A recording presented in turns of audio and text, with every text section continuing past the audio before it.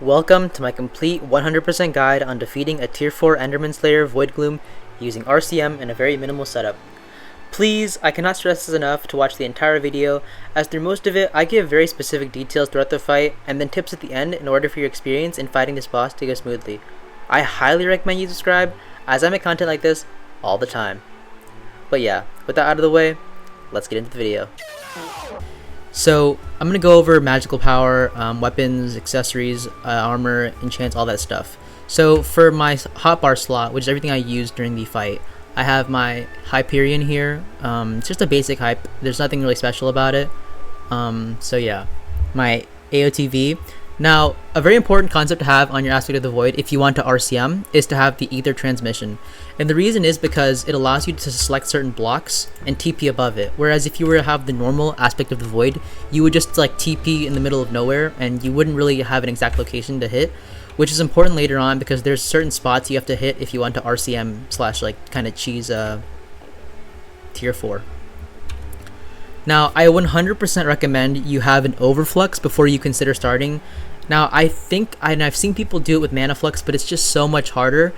And this is because if you have an overflux, the base mana regen is just so good. Like, my main issue with killing a voidgloom faster is just my mana.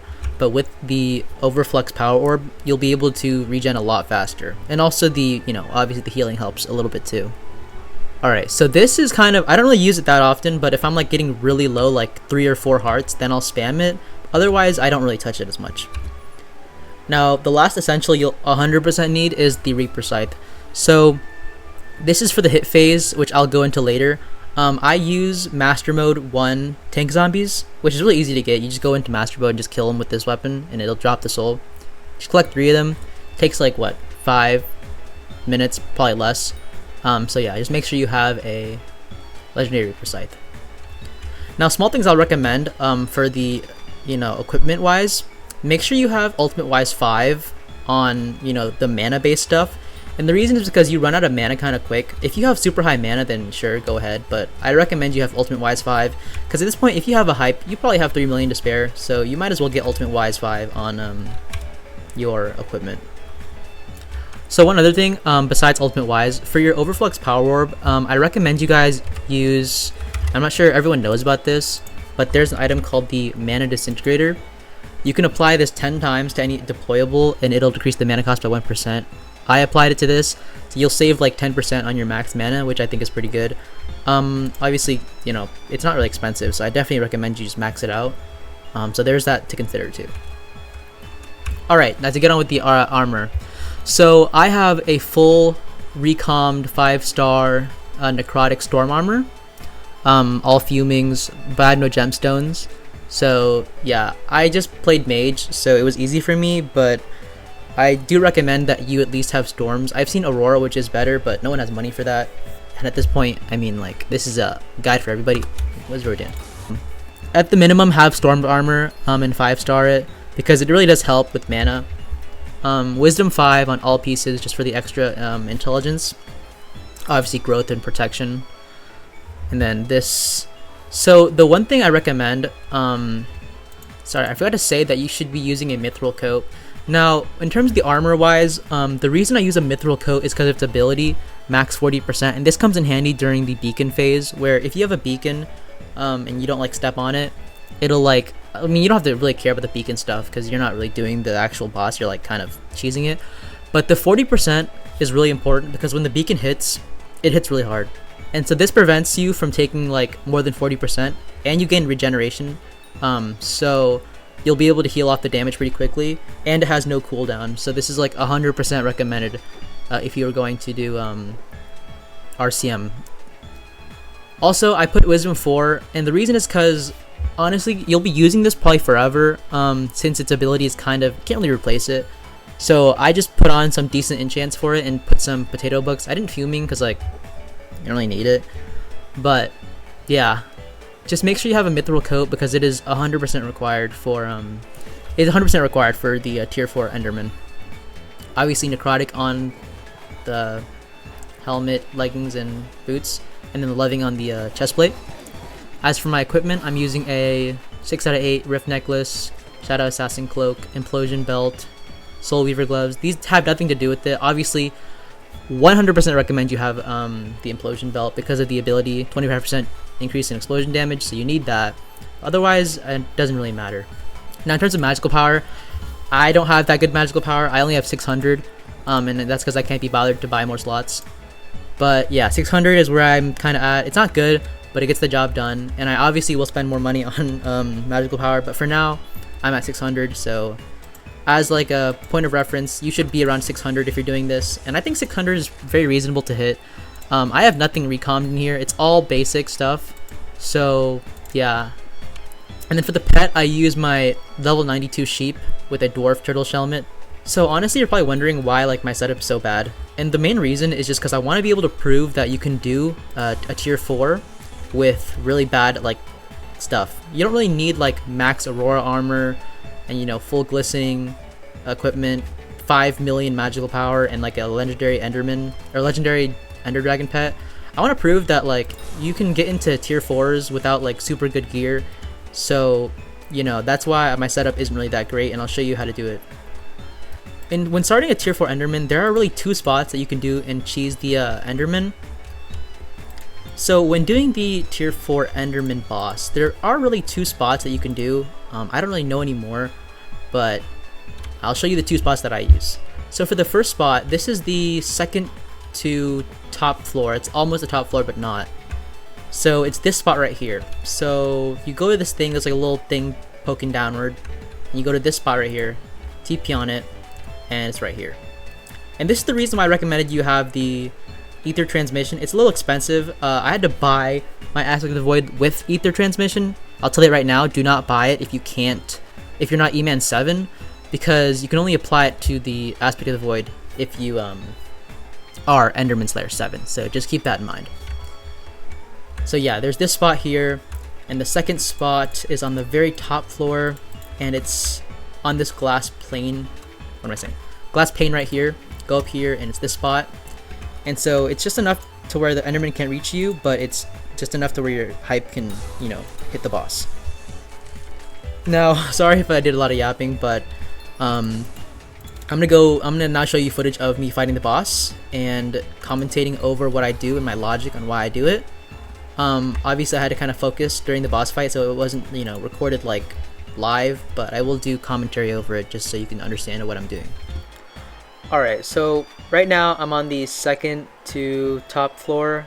I just have more experience on this part, so I just do it on this floor, but you can do both floors. I just prefer this one. Right now you can see that someone just spawned my mini boss, or someone killed my mini boss, so my boss spawned. I got hit, but it's all good. Put my overflux down, and then spawn in my tank zombies for the first hit phase. So for the first hit phase, you know, you have to hit the Enderman 100 times. Obviously the tanks do it pretty quickly, so you don't have to, so you don't take any damage. Right here, I'm kind of timing my shots to go kind of slow. This is because kind of like mana conservation, because at the end you're gonna kind of want to burst it, so you want to keep your mana kind of high until then. So that's why I kind of periodically got kind of slow. First hit phase is around 170, and then the next will be a hit phase at around 140 million. So just slowly hit that until it's the hit phase. Right here, you're probably wondering what I'm doing. I'm trying to spawn in my souls. It's not spawning in. There's like a glitch going on at this specific spot where it doesn't summon in the souls. I don't really know why, but I got it to work later on, so it's gonna be all good. I hope you know that though, in the hit phase, it doesn't really do anything. The boss kind of just sits there and waits. So, you know, up until like around 70 million HP, everything should be smooth sailing.